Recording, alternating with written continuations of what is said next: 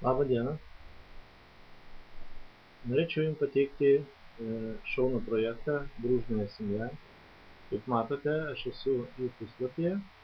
Čia parodyta, kad aš sumokėjau $50 už vietą šitam projekte ir man sugrįžo $55.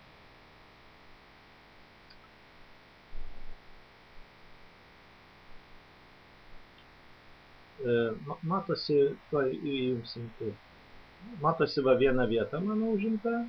Mano numeris vietos yra 357. Ir pagal šitą marketingo planą man priklauso išsimokėti $55. Dabar mes grįžtam į kasą. Kasoje taip pat pamatysit $55. Toliau spaudžiam prihod po marketingų, kur matyti konkrečiai, ką reikia padaryti. Va, $55 balansai.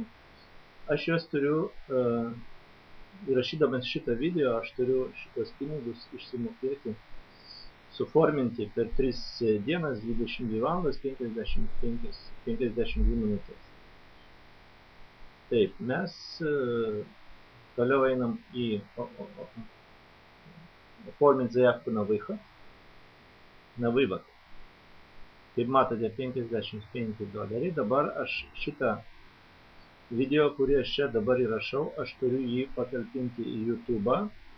Čia įrašyti, reiškia, nuorodą. Taip pat tą nuorodą patalpinti į 3 socialinius tinklus. 1, 2, 3. Taip pat į Skype varonką,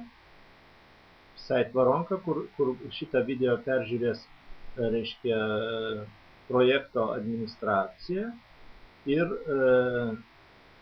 leis man daryti išvedimą šitų $55. Kai visa šita bus patalpinta, paspaudus šitą, administracija patikrins ir tada duos sutikimą, kad šitie pinigėliai galėtų atkeliauti pas mane į sąskaitą. Todėl kviečiu dalyvauti šitam projekte ir viso gero.